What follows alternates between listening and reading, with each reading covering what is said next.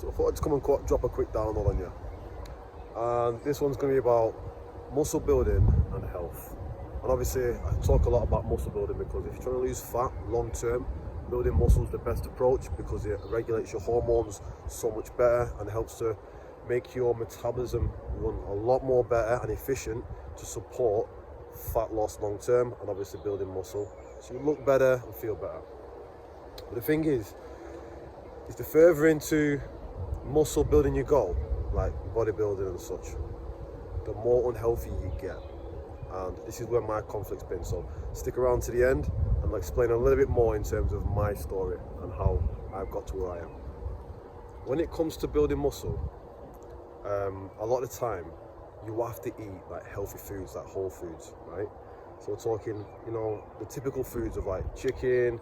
A lot of people trying to eat rice and broccoli and potatoes, sweet potatoes. We've got this sort of basic understanding of certain foods. But to be honest, most foods these days that we even consider healthy aren't really that healthy. And to really optimize muscle building, you have to eat a lot of volume of food. And it gets to a part where you can only eat so much whole foods because it's so fibrous. And so what happens is it can affect your digestion. It makes it more difficult to actually consume a high amount of calories. And so essentially you need sugar to build muscle. You need carbohydrates, right? That's the main fuel to build muscle. It's stored as glycogen and it helps you to obviously fuel your workouts. Obviously you need an adequate amount of protein for the repair inside, but it's carbohydrates which actually fill the muscle and actually fuel the workout so you can become stronger and you can obviously achieve more intensity to stimulate more muscle growth. All right, so as long as we're getting adequate protein, we're getting adequate minerals overall, but carbohydrates is the main source. So as I was saying, it gets to a point where it becomes difficult to build muscle at a certain level because it's all dictated by the amount of food you're eating. And so we know we're going to hit that threshold of there's only so much superfoods we can eat. There's only so much whole foods we can eat. So then to optimize it, we've got to optimize meal timing and carbohydrate uptake. And that's where we look at sugars. And sugars become a superfood, right? So to a point, junk food becomes a superfood for building muscle. And it's quite contradictory because realistically, you want the body to optimize healthily in order to function well, in order to build muscle. And if we are putting on too much body fat, then that's going to slow down the hormones that we need to build muscle. It's going to slow down muscle growth because we want to be as sensitive to sugars as possible and use them as efficient as possible. So then we need to keep our insulin sensitivity high. And the only way of doing that is by keeping body fat down and obviously maintaining good blood sugar levels. So there's got to be a certain level of health. It's optimized. But as I said, you get to a certain point where it becomes unhealthy. And the amount of unhealthy it becomes is dictated on how long you want to focus on building muscle for and how long you want to go for.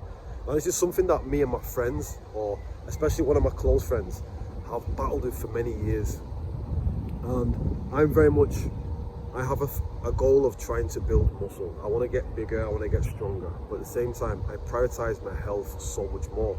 Now, to be optimally healthy, it tends to go against eating junk foods because junk foods are full of, chemicals. They're also full of plastics or poor packaging. It's processed foods that doesn't really align with the body and the body can't really process it.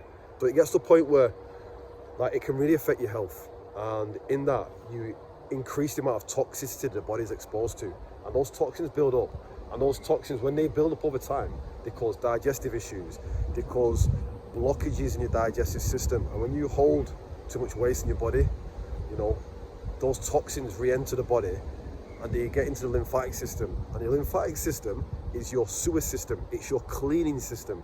It's how your body gets rid of toxins and all waste matter in your body.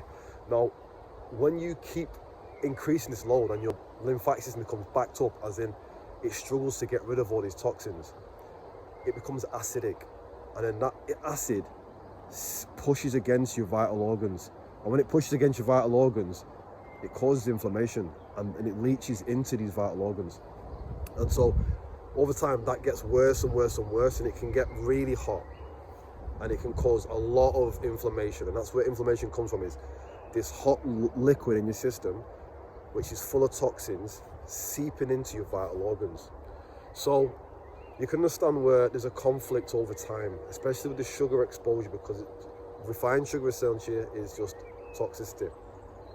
And this is where my issues have come in as well, is because I prioritize health because I've had health issues all my life. I mean, right now I am battling with something that I'm too stubborn to defeat, or I'm too stubborn to tackle all the time.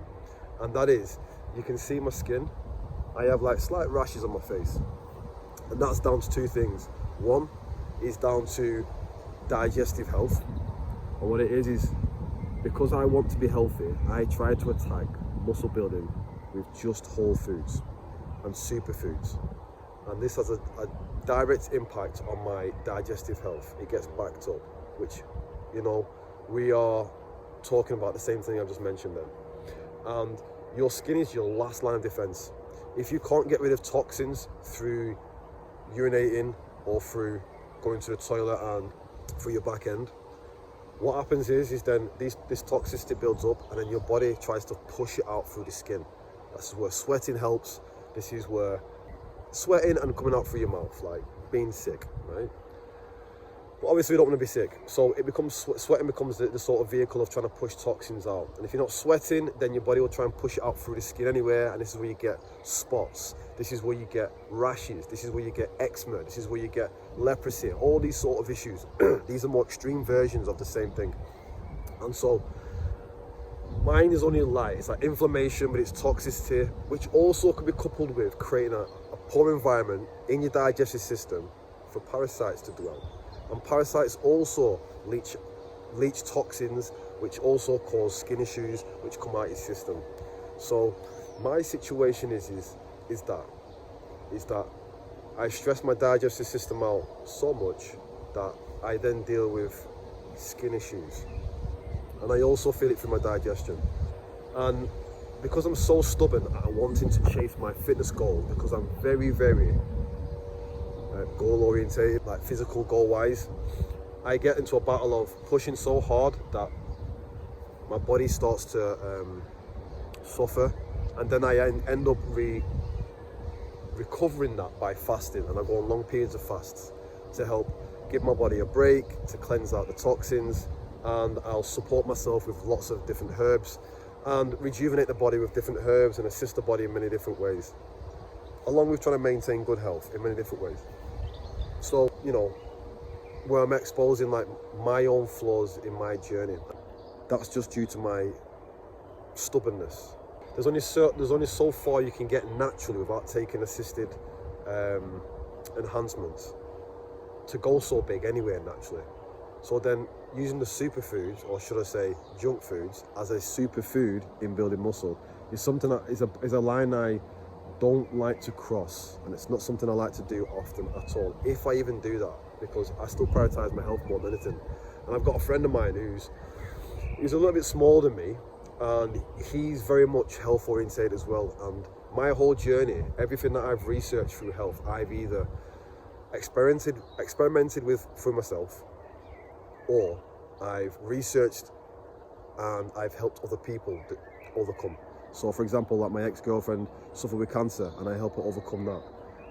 A few of my friends have had underlying health issues as well, which I've helped with that. And a lot of people reach out to me for advice and knowledge, because they know how passionate I am about health, and I go out my way to find natural remedies and ways of improving health and optimizing health.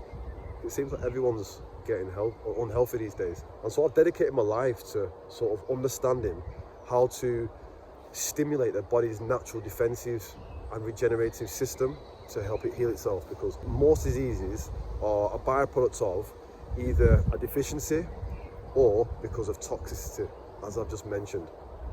And when toxicity builds up, it develops further and further and further and gets worse and worse over time, and it can develop into cancers, and it can develop into cysts, it can develop into fibroids and all the rest, and calcifications. And these are some of, the body's always trying to protect itself, and people think cancer is a disease that you catch. It's not. It's a defensive mechanism. That's been my battle My battle's been stubbornness, goal chasing, two conflicting goals, which when they meet at the peak, they conflict each other quite a lot. So I thought I'd just share that a little bit with you. So basically I'm due a fast very soon because my skin is drying out. These rashes are stimulated by certain foods that I'm trying to consume to help get the volume in, the calories in. And my body is just at a point where I'm pushing it and it's telling me we need to clean out, we need to cleanse. Like, you can clearly see what's going on. And I'm still stubborn at the minute, but I think it's due time.